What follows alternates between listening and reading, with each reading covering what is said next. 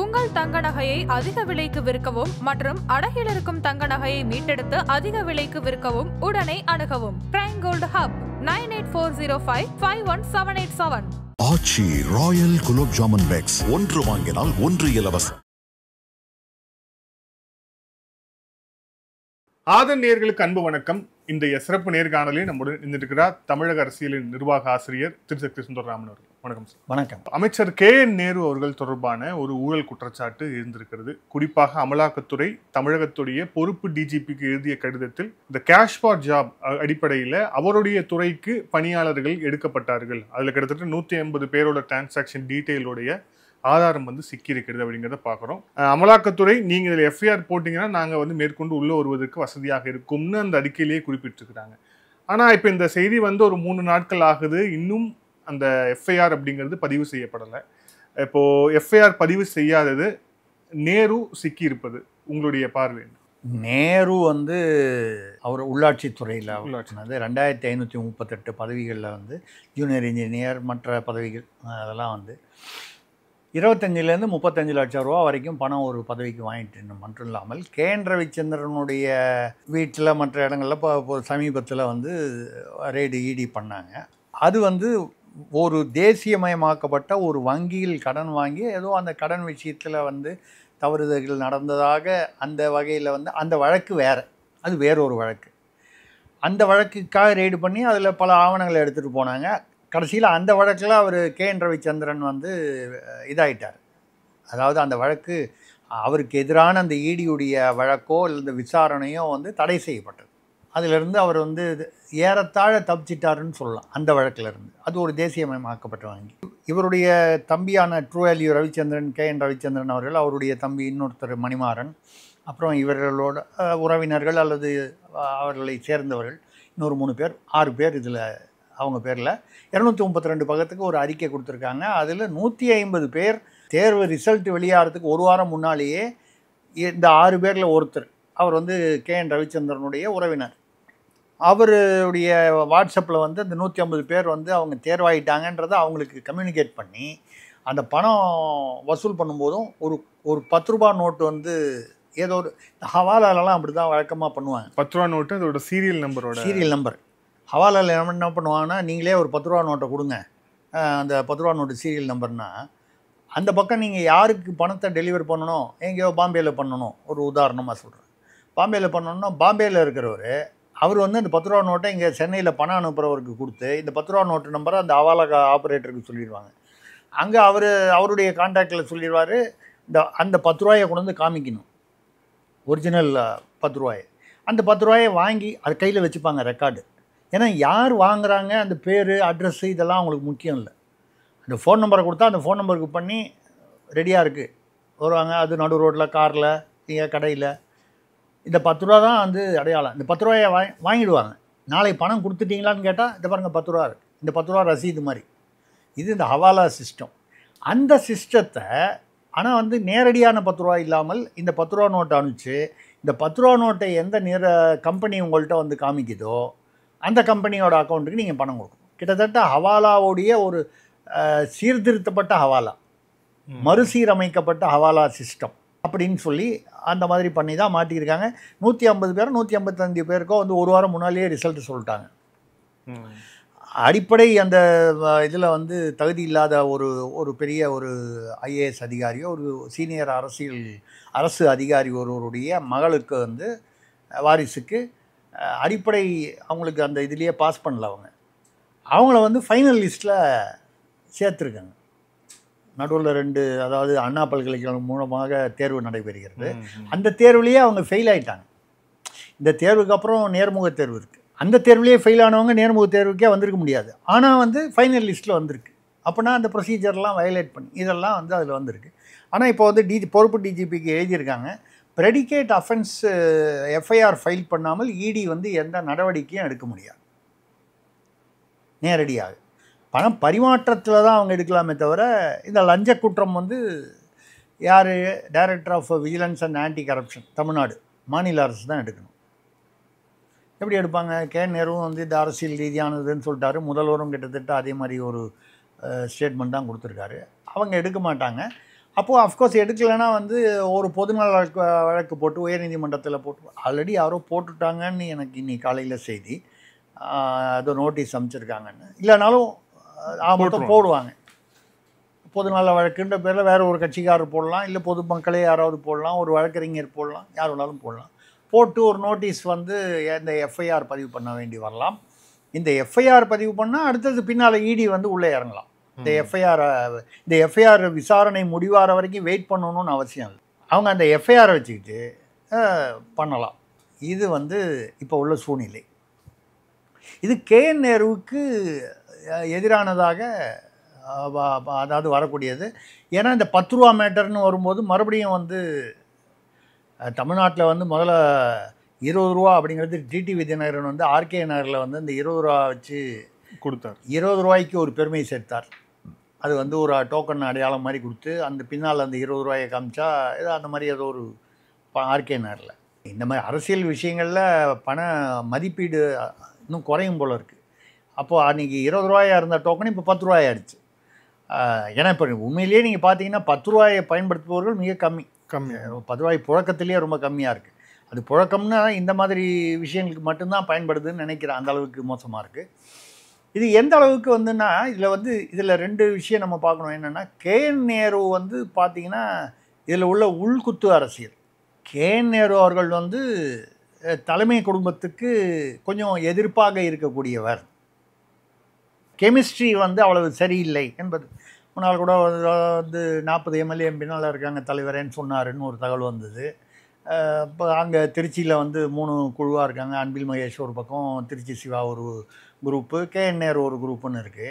So அப்போ வந்து இந்த சீனியர்களை அதாவது இந்த தேர்தலில் வந்து ஒதுக்க வேண்டும் என்று வரும்பொழுது இந்த கேஎன் நேரு விஷயத்தில் வந்து திமுக எப்படி வந்து திமுக தலைமை எப்படி ரியாக்ட் பண்ண போகுது? அரசியலுக்காக ஒரு ஃபார்மாலிட்டிக்காக இதெல்லாம் அரசியல் வன்மம்னு எல்லாருக்கும் சொல்லுவாங்க. எவ்வளோ வெளிப்படையாக தப்பு பண்ணி மாட்டியிருந்தாலும் அது வழக்கமாக சொல்கிறது தான். இது எந்த கட்சியும் சொல்கிறது தான், அரசியலில் பொதுவான விஷயம்.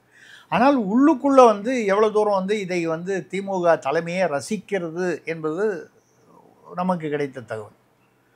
கேஎன் நேருக்கு ஒரு பிரச்சனைனால் வரட்டும், அந்த பிரச்சனை தவிக்கட்டும். அதுக்கப்புறம் அவரும் முந்தா நேத்தோ டெல்லி போயிட்டு வந்தாருன்னு கேள்விப்பட்டேன். எதுக்கு போனாருன்னு தெரியல. ஒரு கால் ஏதாவது உச்ச நீதிமன்றத்தில் வக்கீல்னு போயிருக்கலாம், இல்லை வேறு எதுக்காவது போயிருக்கலாம். என்ன விஷயம்னு போக தான் தெரியும். அது கிட்டத்தட்ட இப்போ நேருவை வந்து திமுக தலைமை கைவிடுகிறதுன்னு போவாதா? ஆமாம், கைவிடுகிறதுன்னு நான் சொல்கிறேன். ஆனால் வந்து அது ரொம்ப லாவகமாக நாசூக்காக செய்வார்கள்னு சொல்கிறேன். நிச்சயமாக கைவிடும் அந்த ஒரு சூழ்நிலை தான் இருக்கிறது. இல்லை சார், இப்போது தேர்தல் வந்து வரவு நெருங்கி விட்டது. இன்னொரு 6-7 மாதங்களில் தேர்தல் அப்படிங்கிற போது நேரு போன்ற அமைச்சர் வந்து திருச்சி, அரியலூர் ஒரு பக்கத்தில் ஒரு 4-5 மாவட்டத்தோடைய இன்ஃப்ளூயன்ஷியலாக இருக்குது. ஒரு 4 மாவட்டத்தோடைய பொறுப்பு, எல்லா பொறுப்பையுமே ஏற்றுக்கொள்ளக்கூடியவர். அந்த மாதிரி ஒருத்தரை ஏன் திமுக தலைமை கைவிடணும்? இல்லைங்க, கைவிடுறோன்னு சொன்னால் தானே. அவரை தேர்தல் பொறுப்பில் வந்து அந்த கமிட்டியில் இந்த டம்மியாக எத்தனையோ கமிட்டி இருக்குது. இப்போது நீங்கள் ஒரு இன்ட்ரெஸ்டிங் எக்ஸாம்பிள் பார்க்கணுன்னா, பூத் கமிட்டிக்கு வந்து ஒரு பூத் கமிட்டிலையும் ஒரு முகவர் அப்படின்னு ஒரு பூத் கமிட்டிலையும் திமுக சார்பாக ஆல்ரெடி வந்து எல்லா கட்சியிலையும் பண்ண ஆரம்பிச்சிட்டாங்க.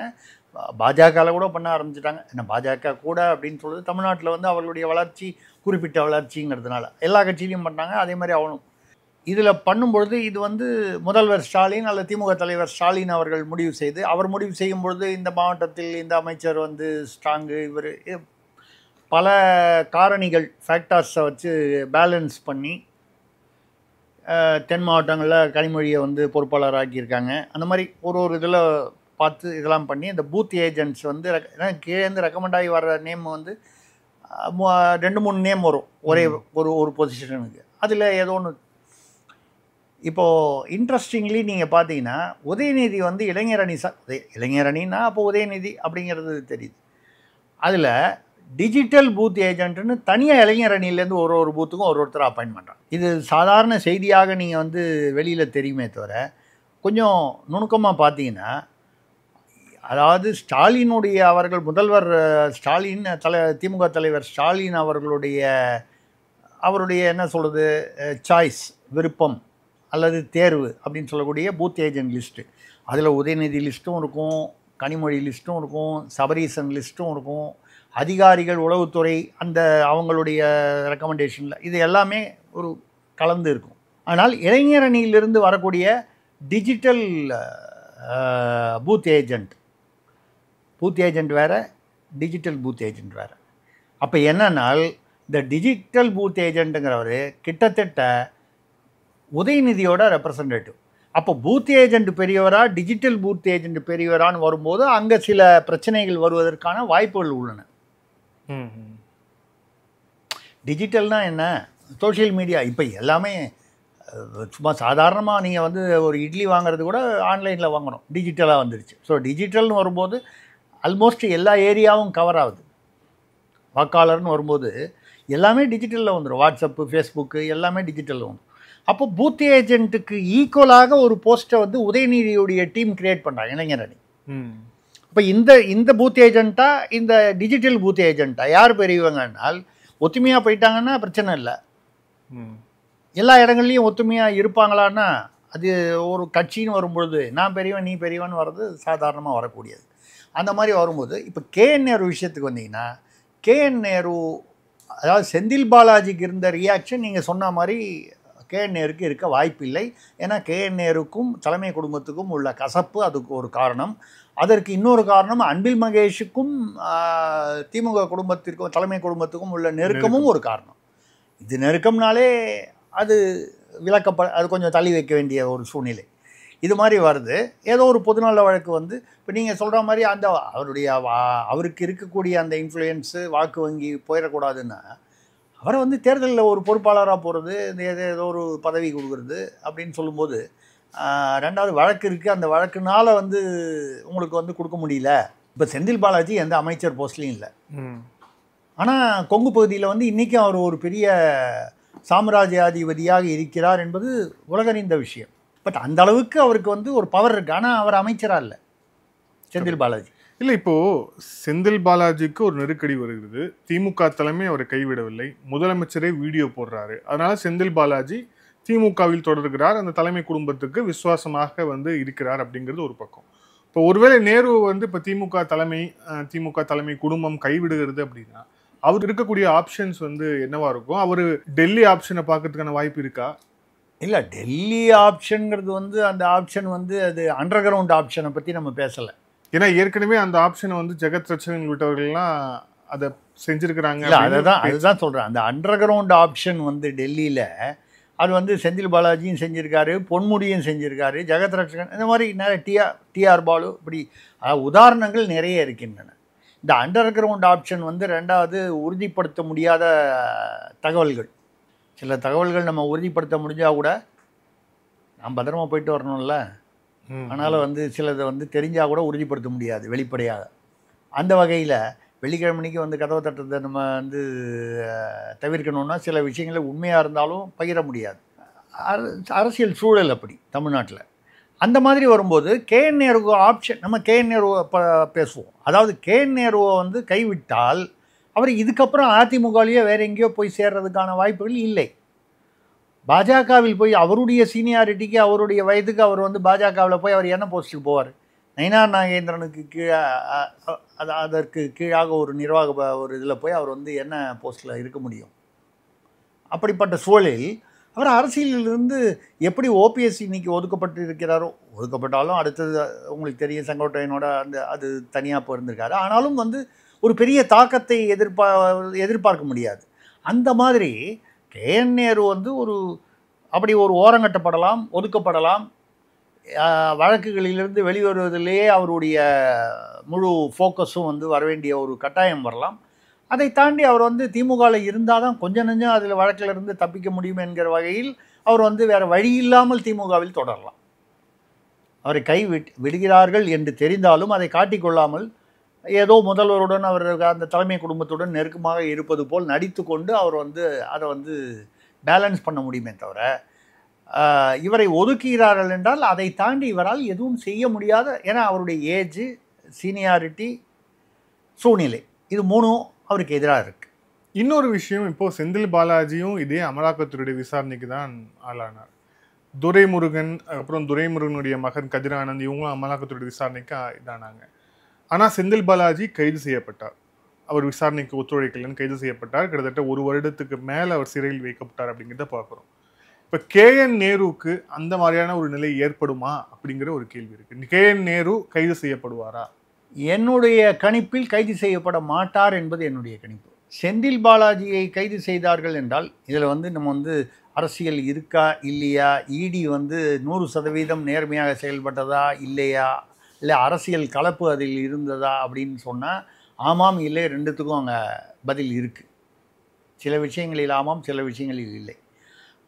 உயர்நீதிமன்ற கருத்தோடு உச்சநீதிமன்றமே வேறுபடும் போது நம்மளுடைய கருத்து வேறுபடுறது, ஒரு வித்தியாசமான கருத்து இருக்கிறது யூகங்களும் சந்தேகங்களும் அடிப்படையில் நம்ம சொல்ல கருத்துக்கள் இல்லை தகவல்களின் பேரில் நமக்கு வர தகவல். நான் இது திமுகவுக்கு ஆதரவாகவோ இல்லை பாஜகவுக்கு எதிராகவோ சொல்ல, யதார்த்தத்தில் சொல்லிடுறேன்.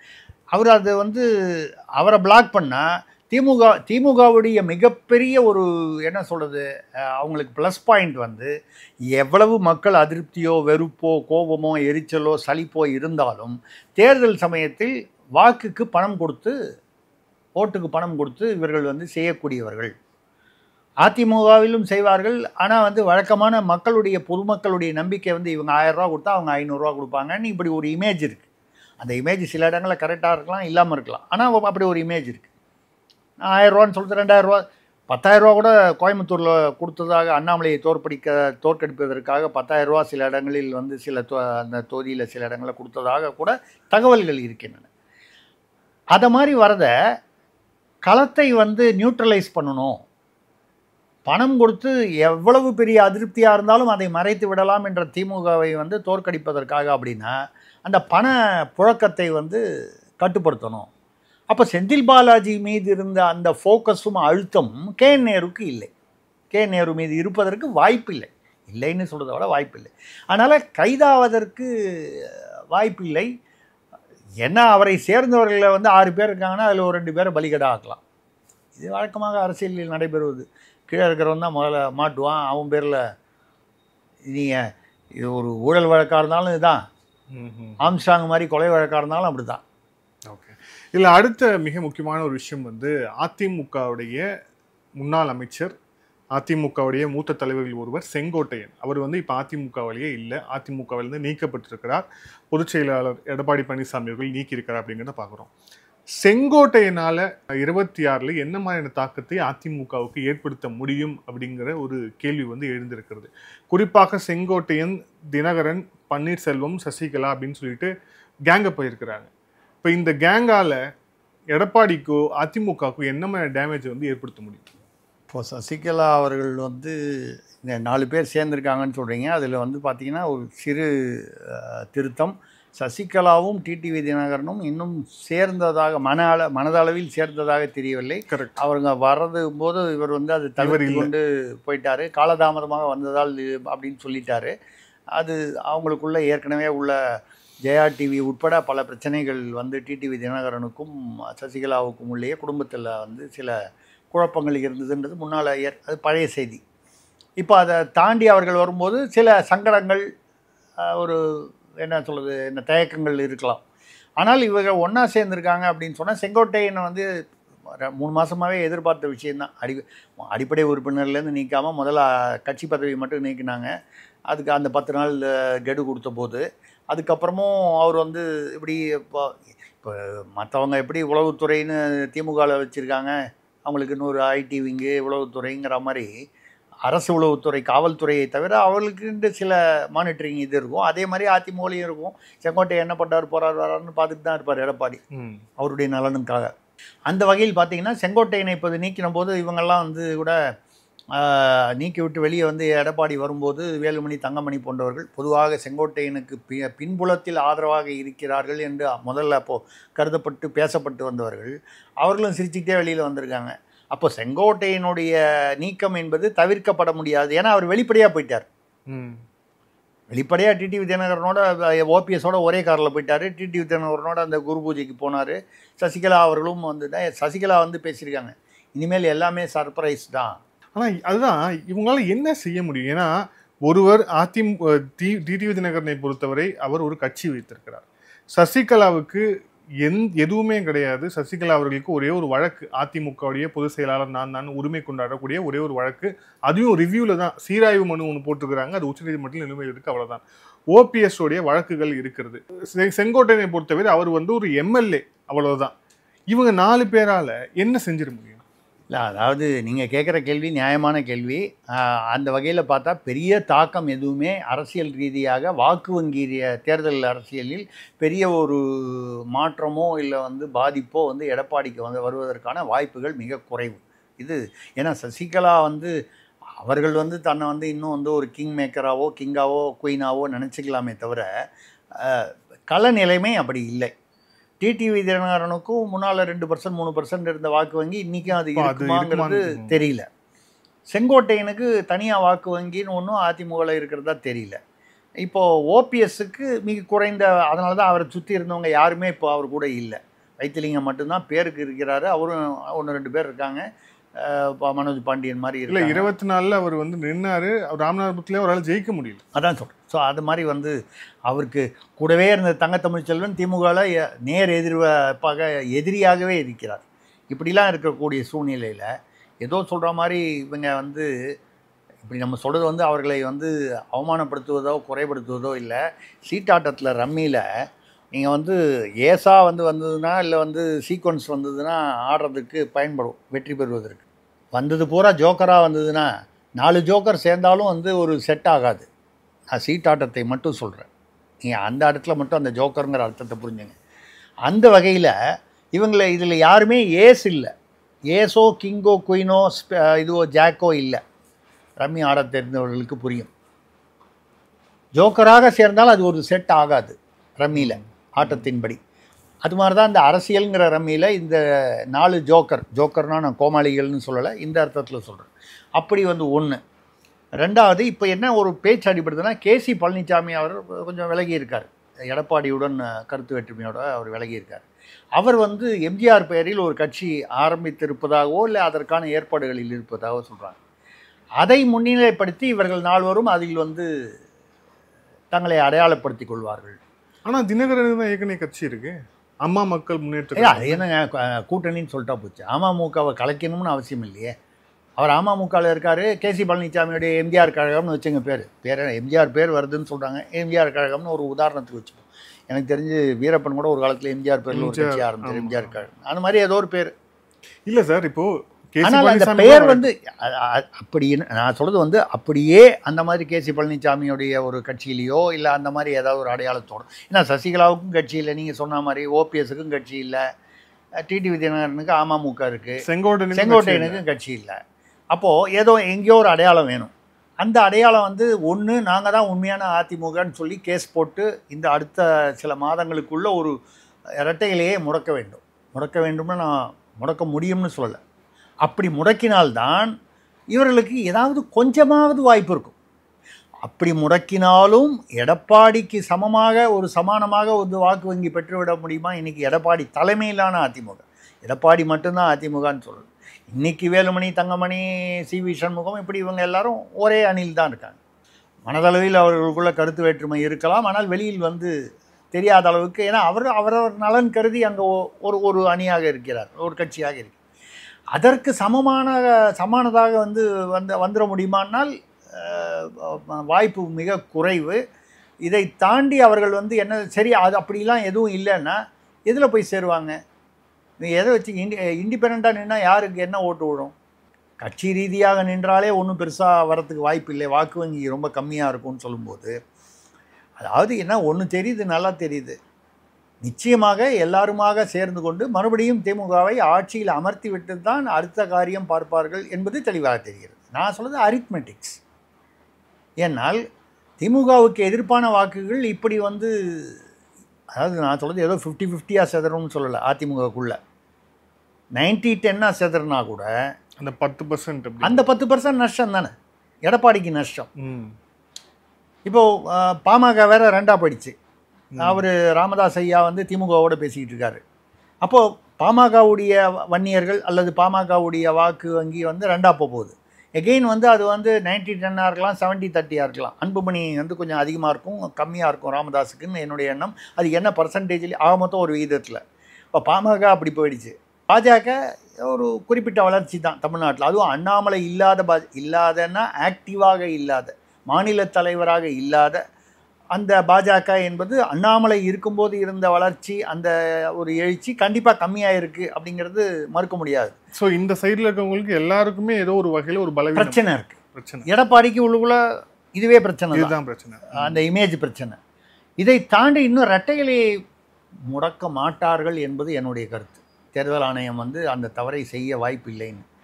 அப்படியே செய்தால் அது திமுகவிற்கு இன்னும் பலம் சேர்ப்பதாக தான் அமையுமே தவிர, தேர்தல் ஆணையத்தை தேசிய அளவில் பாஜக வந்து அடக்கி ஆள்கிறது என்ற குற்றச்சாட்டு உண்மையானால் அந்த தவறை பாஜக அரசியல் ரீதியாக செய்வதற்கு வாய்ப்பில்லை. தேர்தல் ஆணையம் வந்து பாஜகவுக்கு கட்டுப்பட்டிருக்கா இல்லையா நம்ம அந்த கான்ட்ரவர்சிக்குள்ளே போல, அது உண்மையாக இருக்கும் பட்சத்திலேயே அப்படி செய்வதற்கு பாஜக ஒன்றும் அரசியல் முதிர்ச்சி, தேசிய பாஜக அரசியல் முதிர்ச்சி இல்லாமல் போய்விடாது, அந்த தப்பை பண்ண மாட்டாங்க. இந்த நேர்காணலோட இறுதியான கேள்வி, இப்போது இவங்க எல்லாருக்குமே ஒரு பேகேஜ் அப்படிங்கிறது இருக்குது. சசிகலா அவர்கள் மீது ஏற்கனவே சிறை தண்டனை பெற்றவர் அப்படிங்கிறத தாண்டி அவர் மீது இப்பவும் நிலுவையில் வந்து வழக்கு இருக்குது. டிமானிட்டைசேஷன் அப்போ 2000 கோடியை வந்து மாற்றினாங்க, உங்களுக்கு சொத்து குவிப்பு வழக்குன்னு ஏகப்பட்டது இருக்குது. தினகரன் ஜாமீனில் தான் இருக்கிறாரு, ரெட்டலைக்கு அவர் லஞ்சம் பெற்றார் அப்படிங்கிற ஒரு வழக்கு தாண்டி சுகேஷ் சந்திரசேகர் மூலிமா லண்டன் அந்த ஹோட்டல் கேஸுங்கிறது எல்லா கேஸ்லையுமே இருக்குது. ஸோ இவங்ககிட்ட ஏற்கனவே ஒரு பெரிய பேகேஜ் அப்படிங்கிறது இருக்குது. ஒருவேளை டெல்லி வந்து இந்த விஷயத்த வந்து இது பண்ணணும், திமுகக்கு இது சார்பாக போயிடக்கூடாதுன்னு நினச்சிச்சு அப்படின்னா இவங்களோட ஃபியூஸை வந்து பிடுங்குற அளவுக்கு டெல்லியால் செய்ய முடியுமா? அது நடக்க வாய்ப்பு இருக்குன்னு நினைக்கிறீங்களா? யார் இந்த 4 பேருடைய? ஆமாம், இவங்களுக்கு ஃபியூஸே இல்லைங்கிறது தான் என்னுடைய கருத்து. அந்த ஃபியூஸை டெல்லி வந்து பிடுங்கணுன்ற அளவுக்கு வந்து அங்கே பெரிய ஒரு வாய்ப்போ அவசியமோ சூழ்நிலையோ இல்லைங்கிறது தான் என்னுடைய கருத்து. அதாவது எப்போ வந்து அந்த ஃபியூஸை பிடுங்கணும், ஒரு வாக்கு வங்கி அவர்களுக்கு கணிசமாக இருக்கும், அந்த ஃபியூஸை போடுங்கன்னா அந்த வாக்கு வங்கி வந்து எடப்பாடி பக்கம் திரும்பும் அப்படிங்கிற ஒரு சூழ்நிலையில் தான். என்னை பொறுத்த வரைக்கும் இதில் யாருக்குமே வந்து அதிகபட்சமாக டிடிவி தினகரனுக்கு, அதுவும் 2024 கணக்கை எடுத்துக்கிட்டால் 2%, 2.5% வாக்கு வங்கி இருக்குது. இப்போ அதுவும் இன்னும் குறைஞ்சிருக்குமான்னா குறைஞ்சிருக்கிறதுக்கு வாய்ப்பு இருக்குது இன்றைக்கி உள்ள அரசியல். ஏன்னா தாவேகாவுடைய வரவு, சீமான் களத்தில் ஏற்கனவே இருக்கிறார், இப்பொழுதும் தொடர்ந்து இருக்கிறார்.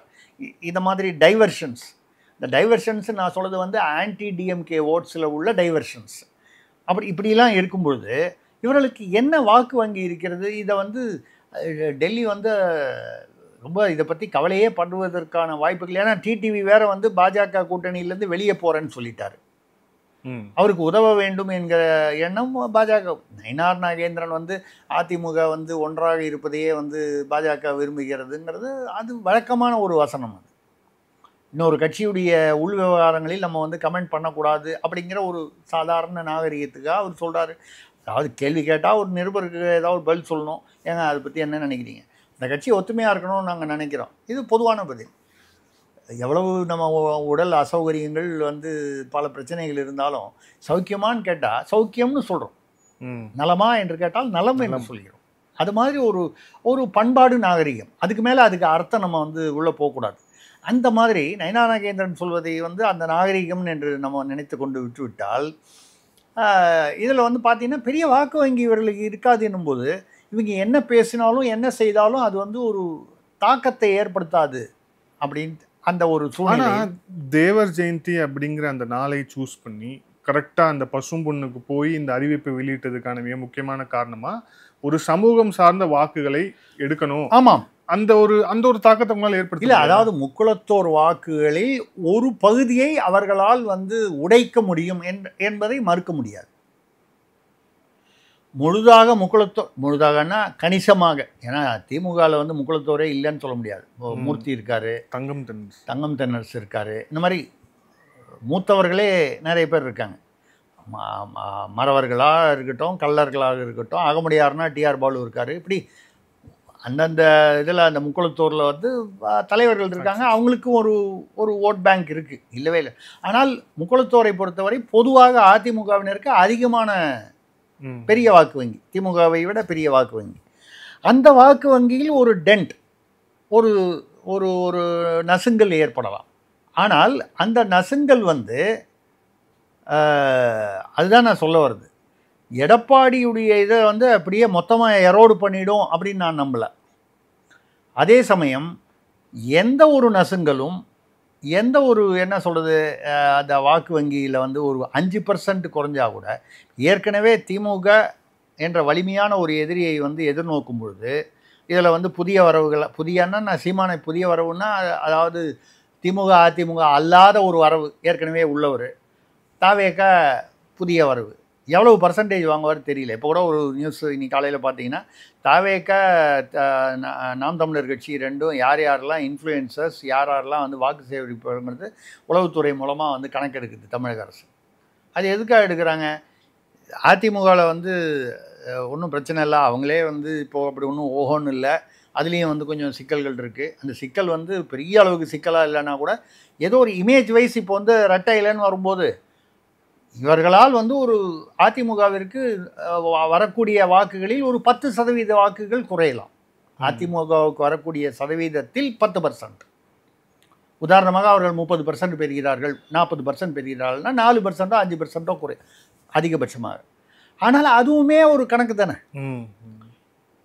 திமுக வலிமையாக இருக்கும் பொழுது அதை தவிர திமுகவிற்கு எதிரான வாக்குகளை சீமானும் விஜயும் வந்து ஏதோ ஒரு சதவீதத்தில் பிரித்து கொள்ள வாய்ப்பு இருக்கும் பொழுது அதிமுகவோட வாக்கு வங்கி பொதுவாக அதிமுக பாஜக இணைந்த வாக்கு வங்கி ஏற்கனவே கொஞ்சம் பேக்லாக் இருக்குது, கம்மியாக இருக்கும்னா இவர்களுடைய வந்து பெரிய அளவில் இல்லாதவரோட கம்மியாக வந்து ஓரளவுக்கு ஒரு நசுங்கல்களை ஏற்படுத்தும். அப்போ அதுதான் சொன்ன அந்த அரித்மெட்டிக்ஸ் கணக்கு பார்த்தீங்கன்னா இப்படி செங்கோட்டையனும் இந்த மற்றவர்களும் வந்து வெளியே வந்தது.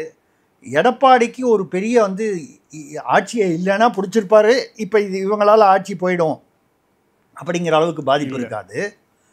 அதே சமயம் ஏதோ ஒரு வகையில் மறைமுகமாக திமுகவிற்கு அது ஒரு சிறு உதவியை செய்யும். அவர்கள் வந்து திமுக சொல்லி தான் இதை செய்கிறாங்கன்னு இல்லை, அவங்கவுங்க அவங்களுடைய நலனுக்காக அரசியல் எதிர்காலம்னு ஒன்று இருக்கிறதா நினச்சிக்கிட்டு செய்கிறாங்க. அவர்களுடைய அரசியல் நிகழ்காலமே கேள்விக்குறியாக செங்கோட்டையனுக்கும் சரி, டிடிவிக்கும் சரி, சசிகலாவுக்கும் சரி, ஓபிஎஸ்க்கும் சரி அரசியல் நிகழ்காலமே கேள்விக்குறி என்னும் போது எதிர்காலம் என்பது மிகப்பெரிய கேள்விக்குறி. இதில் பன்னீர்செல்வம், தினகரன், செங்கோட்டையனாவது தேர்தலையாவது நிற்க முடியும், சசிகலாவால் அதுவும் முடியாது. இல்லை, அவர் வந்து திருப்பி சொல்லிட்டு இருக்காரு ஒன்றிணைந்த அதிமுக மீண்டும் ஆட்சியை பிடிக்கும், நான் வந்து சர்ப்ரைஸ் கொடுப்பேன் தலைவர். அதாவது அவங்க வந்து சொல்கிறத வந்து நம்ம வந்து அவர்களுடைய உரிமை விருப்பம். ஆனால் அவர்களால் தேர்தலையும் நிற்க முடியாது. யார் எடப்பாடி வந்து சசிகலா அவர்களை கட்சி தலைவராக ஏற்றுக்கொண்டால் மட்டுமே அது சாத்தியம். அதுக்கு இது வந்து சூரியன் மேற்க உதயமாவதை போல ஒரு உதாரணமாக இருக்கும். அந்த வகையில் அவர் சொல்கிறத யாரும் தடுக்க முடியாது. இல்லை, நான் தான் வந்து அடுத்த ஆட்சியை தீர்மானிப்பேன் இப்போ நானே சொல்கிறேன்னா நான் சொல்லலாம்ல. அது எவ்வளோ தூரம் வந்து சாத்தியமாகும் என்பது வேறு விஷயம். ஆனால் வந்து சொல்கிறது யார் வேணாலும் என்ன வேணாலும் சொல்லலாம். ரெண்டாவது அவர்களுடைய ஆளுமையை உணர்த்துவதற்காக அவர்கள் வந்து அந்த மாதிரி ஏதோ இன்னும் தன் கிரிப்பில் இருக்கா மாதிரி அந்த அதிமுகவில் இருக்கிறவங்களுக்கு ஒரு எண்ணம் வேணும். இன்றைக்கும் வந்து சசிகலாவை யாரும் வந்து நேராக போய் சந்திக்கிறது இல்லை. அதிமுக அதாவது முன்னாள் அமைச்சர்கள், நிர்வாகிகள் யாரும் வந்து ஒரு கால் மறைமுகமாக தொடர்பு வச்சிருக்கலாம். அதற்கு வேறு காரணங்கள் இருக்கலாம். அந்த மறைமுக தொடர்புக்கு வந்து ஏதாவது கமர்ஷியல் ரீசன்ஸ் இருக்கலாம். நாசூக்கா சொல்லணுன்னா அவ்வளோதானே தவிர அரசியல் ரீதியாக ஒன்றும் அவரை நம்பி இனிமேல் ஒன்றும் பெருசாக ஆக போகிறதில்லை அப்படின்னு இருக்கக்கூடிய சூழ்நிலையில் இவர்களுடைய விலகல் என்பது ஏதோ ஒரு இது மாதிரி அரசியல் என்ன சொல்கிறது, அந்த ரேஸில் வந்து தேர்தல் ரேஸில் இவங்க ஆல்சோ ரேன் தான். இவர்களும் அந்த ஏதோ ஒரு வகையில் வந்து பங்கு கொள்கிறார்கள் என்ற அளவுக்கு இருக்குமே தவிர, அதாவது இதனால் எடப்பாடிக்கு வந்து ஒரு பெரிய பாதிப்பு ஏற்பட்டு ஆட்சி அமைக்கும் சந்தர்ப்பம் வந்து இவர்களால் தவறி போகும் என்பது இல்லை. ஆனால் ஏதோ ஒரு சதவீதத்தில், சிறிய அளவான சதவீதத்தில் இவர்கள் வந்து அந்த வாக்கு, அந்த திமுகவிற்கும் மற்ற கட்சிகளுக்கும் உள்ள அந்த வாக்கு எண்ணிக்கை அந்த வெற்றி வித்தியாசத்தை வந்து கொஞ்சம் இன்னும் கேப்பை அதிகப்படுத்தலாம், ரொம்ப மைன்யூட்டாக. அதை தவிர ஏன்னா இப்போ வந்து அதனால தான் சொன்னேன், நாம் தமிழர் கட்சியும் இதையும் வந்து ஏன் திமுக ஃபாலோ பண்ணுறாங்க. இருக்கிறதுலையே அதிக அனுபவம் உள்ள கட்சி திமுக. இயல்பாக பார்த்தீங்கன்னா அதிக அரசியல் அனுபவம் உள்ளது. எதில் அனுபவம்? எல்லாத்துலேயும் அரசியல் ஆட்டத்தில், எல்லா அரசியல் ஆட்டத்திலும் சரி, எல்லா விஷயங்களிலும் சரி, நிர்வாகம், நீங்கள் அதுக்கப்புறம் ஊழலிலும் அனுபவம்னா ஆமாம், அங்கே ஆரம்பித்தது தானே, இதில் ஒன்றும் பெரிய மறைவு இல்லையே. இத்தனை பேர் அமைச்சர்கள் மீது வழக்குகள் இருக்கின்றன, ஒன்றுமே இல்லாமல் இவ்வளோ வழக்குகள் வர முடியாதுல்ல. இதில் வந்து வழக்குகள் வந்து சில நியாயமாக இருக்குது, டெக்னிக்கலாக தப்பாக இருக்குது, பல விஷயங்கள் இருக்கலாம்.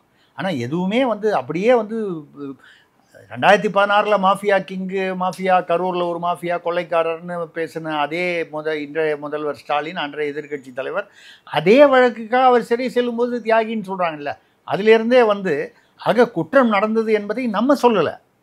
இன்றைக்கி சப்போர்ட் பண்ணுற திமுக தலைமையும் திமுக கட்சியும் திமுக முதல்வரும் தான் செந்தில் பாலாஜியை வந்து குற்றவாளி என்று முதலாக சொல்லி அவரை நாங்கள் சிறைக்கு அனுப்புவோம் ஆட்சிக்கு வந்துன்னு சொன்னது. அப்போ நம்மளை வந்து இன்றைக்கி வந்து நீங்கள் சொல்லிட்டீங்களேன்னு நம்மளை வந்து யாரும் குறை சொல்ல போகிறது இல்லை, சொல்கிறதுக்கும் வாய்ப்பு இல்லை. அவர்களாக சொன்னது தான். அந்த வகையில் இப்போது இந்த எஸ்ஐஆர் அந்த வார்த்தையை சொல்லி முடிச்சிருவோம். சார்னு சொன்னாலே வந்து திமுக அலர்ஜின்னு எடப்பாடி கூட கிண்டலாக பேசியிருக்கார். எஸ்ஐஆர், இந்த எஸ்ஐஆர் பார்த்தீங்கன்னா எஸ்ஐஆருங்கிற பெயர் தான் மோடி பீரியடில் வந்திருக்கே தவிர இந்த கிளீனிங் ஆஃப் அந்த டூப்ளிகேட் ஓட்டர்ஸ் இந்த இதை வந்து சுதந்திரம் அடைஞ்சதுலேருந்து 11 முறை செய்யப்பட்டிருக்கிறது தேர்தல் ஆணையம் மூலம். 11 முறையும் வந்து மோடி தான் பிரதமராக இருந்தாரா, பாஜக தான் ஆட்சியில் இருந்தாங்களான்னா இல்லை. ஆனால் அப்போல்லாம் எஸ்ஐஆர்னு பேர் வைக்கல, இப்போ தானே எஸ்ஐஆர்னு பேர் வச்சுருக்கீங்க. அப்போ உங்களுக்கு பேர் தான் பிரச்சனை. சாருக்கு பதிலாக மேடம்னு வச்சா ஓகேவா உங்களுக்கு? இல்லை அதை சார்னோன்னா அவங்களுக்கு நினைப்பு வந்து ஒரு கால் அந்த ஆட்சேபனைக்கு காரணம் யார் அந்த சார்னு சொல்லி அதோட மக்கள் கனெக்ட் பண்ணுவாங்களோன்ற ஒரு அலர்ஜியான்னு எனக்கு தெரியல, எடப்பாடி சொல்கிற மாதிரி அலர்ஜியான்னு. ஆனால் 2016 கலைஞர் கருணாநிதி அவர்கள் வந்து எழுத்து மூலமாக முரசொலியில் எழுதுகிற கட்டுரை, தலையங்கம் இதிலெல்லாம் வந்து அப்போ வந்து யார் ஜெயலலிதா அவர்கள் அந்த தேர்தலில் அவர் 2வது முறையாக வந்தார், முதலமைச்சர் ஜெயிச்சு அந்த தேர்தல் சமயத்தில். இப்போ என்ன எழுதினார்? போலி வாக்காளர்களை நீக்காமல் வந்து ஒரு தேர்தல் நடத்துவது என்பது ஒரு பெரிய ஜனநாயகத்திற்கு எதிரான செயல். இப்போ அதுக்கு பேர் சார்னு வச்சுங்க, வேண்டாம் பிடிக்கலன்னா மேடம்னு வச்சுங்க. நீங்கள் இப்படி நான் சொல்கிறதுனால ஏதோ திமுகனா வந்து மேடம்னா பிடிக்கும் அப்படிலாம் ஒன்றும் நான் சொல்லலை. சாருங்கிற பேருங்கும்போது ஒரு வித்தியாசமாக சொல்லணுங்கிறதுக்காக மேடம்னு சொன்னேன். ரைட். அப்படி நீங்கள் பேரை என்ன வேணாலும் மாற்றிங்க. இதே இந்த அதாவது சுத்திகரிப்பு, போலி வாக்காளர்களை அகற்றுவது.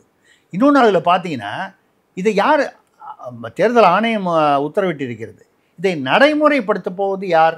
அந்தந்த மாநில அரசுகள். தமிழ்நாட்டில் உள்ள திமுக அரசு தான் இப்போ இது செஞ்சாகணும். அடுத்த 2 மாதங்கள் அதை 2-3 மாதங்களில் செய்யணும்னா யார்? அரசு ஊழியர்கள் தான் செய்யணும். அரசு ஊழியர்கள் யார் பக்கம் இருப்பார்கள்? பிடிக்குதோ பிடிக்கலையோ ஆளும் கட்சியுடைய கண்ட்ரோலில் தான் இருக்க போகிறாங்க. ஆளுங்கட்சிக்கு தெரியாமல் ஒன்றும் அவங்க வந்து பண்ணிட முடியாது. மனசுக்குள்ளே பிடிக்குதோ பிடிக்கலையோ சில விஷயங்களை வந்து அவங்க வந்து ஆளுங்கட்சியுடைய அது இயல்பான ஒரு விஷயம். எந்த கட்சி ஆளுங்கட்சியாக இருந்தாலும் அது பிரகாரம் வந்து செய்யக்கூடிய ஒரு சூழ்நிலையில் இருப்பார்கள். அப்போ போலி வாக்காளர்களை நீக்குவார்கள் என்பது பயமா, இல்லை புதிய வாக்காளர்களை சேர்த்து விடுவார்கள், ஏதோ வடக்கன்லாம் சேர்த்துருவாங்க அப்படின்னு சொல்லி பேசுனா அப்படி யார் போய் சேர்க்க போகிறார்கள்? மாநில அரசு ஊழியர்கள். யாரோட கண்ட்ரோலில் இருக்காங்க? திமுக அரசை மீறி அரசு ஊழியர்கள் ஏதோ அங்கங்கே 1-2 பேர் ஏதாவது அப்படி செயல்படலாமே தவிர ஒரு அதிகபட்சமாக வந்து பார்த்தீங்கன்னா யார் 90% மேல் அரசு என்ன சொல்கிறதோ அதை தான் கேட்க போகிறாங்க. அப்போது புதிய போலி வாக்காளர்களை ஒரு கால் நுழைத்து விடுவார்களோ? அப்படி நுழைத்தால் யாருக்கு லாபம்? ஆளுங்கட்சிக்கு, திமுகவுக்கு லாபம். அப்போ சாரை எதிர்ப்பது என்பது ஒரு வழக்கமாக அந்த மும்மொழி கொள்கை, நீட் தேர்வு விலக்கு, இப்படி கச்சத்தீவை மீட்பது, இந்தி திணிப்பு, இது மாதிரி சில ஸ்டாண்டர்டாக சிலதெல்லாம் வந்து எதிர்ப்புன்னு இருக்குது. SOP standard operating.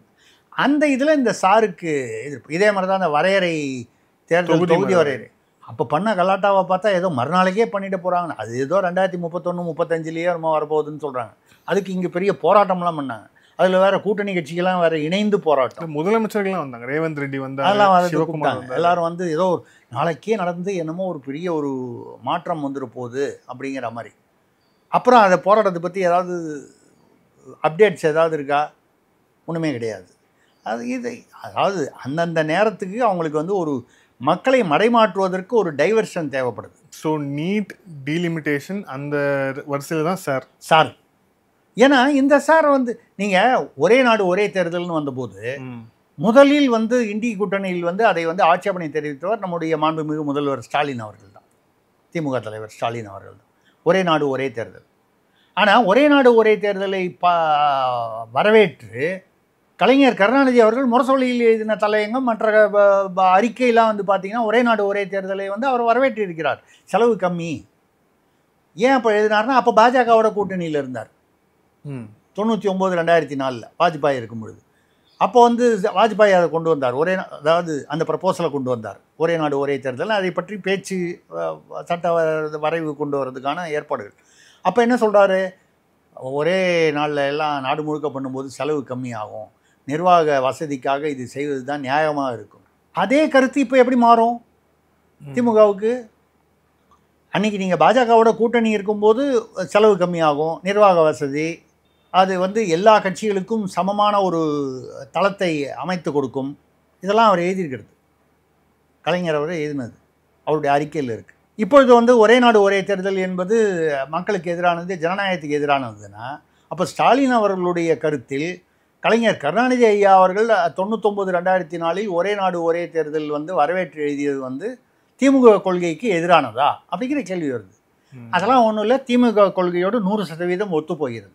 எப்படி ஒத்துப்போகிறது? திமுகவுடைய கொள்கை என்ன? அந்தந்த சூழ்நிலையில் எதிர்க்கட்சியாக இருக்கும்போது நமக்கு வேறு கொள்கை, ஆளுங்கட்சியாக இருக்கும்போது நமக்கு வேறு கொள்கை.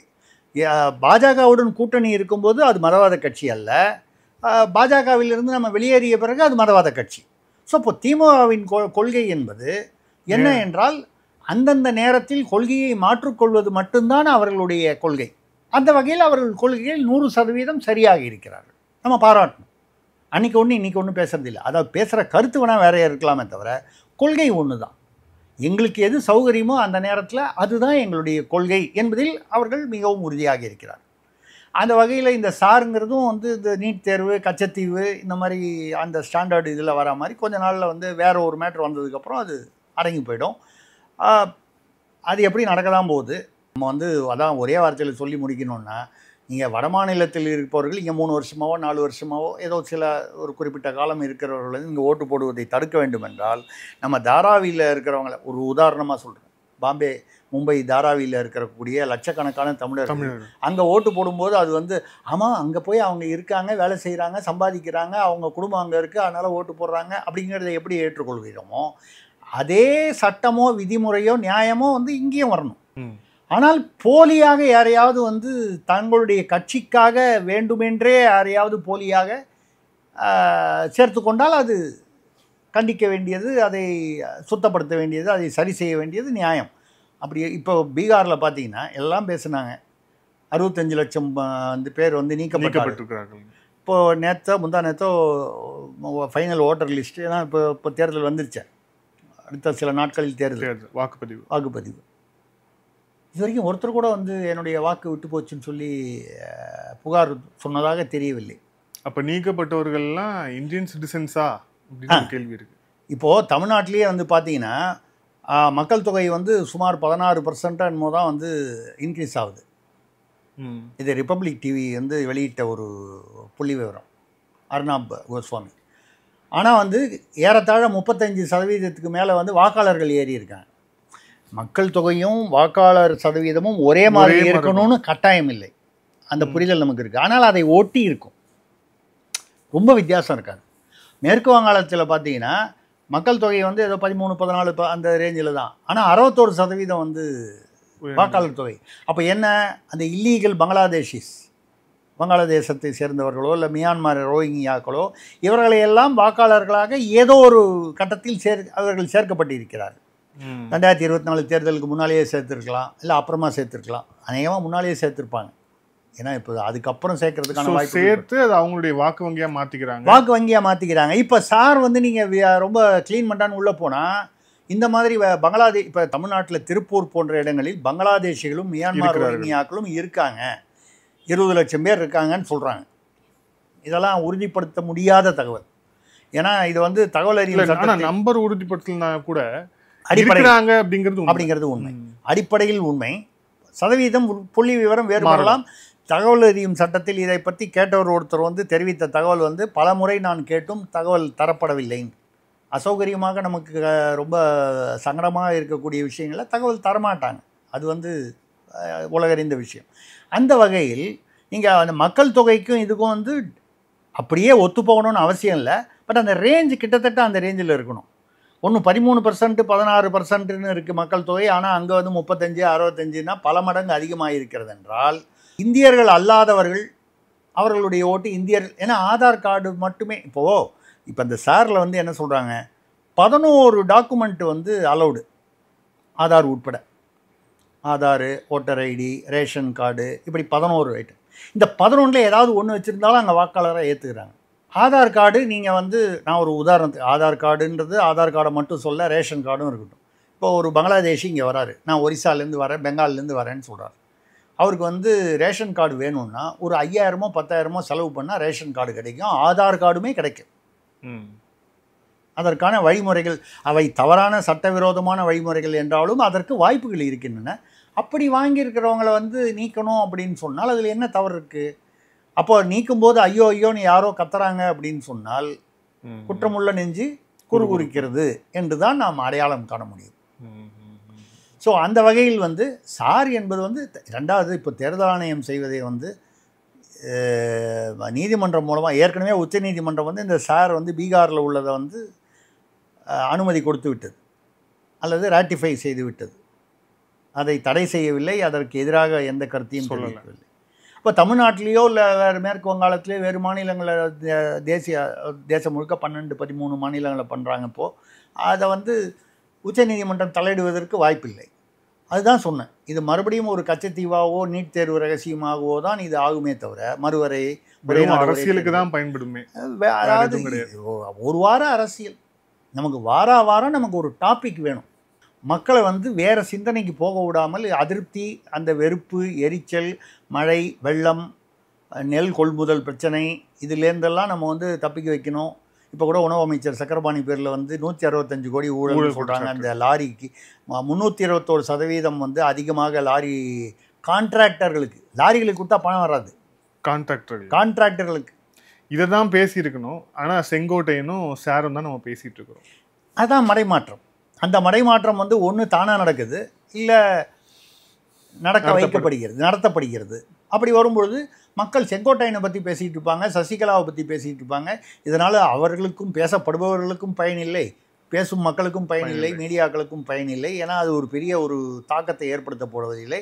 ஆனால் முக்கியமான தாக்கம் திமுகவிற்கு பாசிட்டிவ் என்னென்னா, மக்கள் வந்து KN நேருவை பற்றியோ இல்லை மற்ற விஷயங்களை பற்றியோ வந்து இந்த நெல் கொள்முதல் சக்கரபாணியை பற்றியோ பேசாமல் இந்த பக்கம் திரும்பி பேசிகிட்டு இருக்காங்களே, இதுதான் திமுகவுக்கான வெற்றியும் தாக்கமும். அவர்களுடைய ஸ்ட்ராட்டஜி ரகசியம் இதுதான். நன்றி சார், பல்வேறு கேள்வி. Thank you sir, thank you so much. வணக்கம், நன்றி.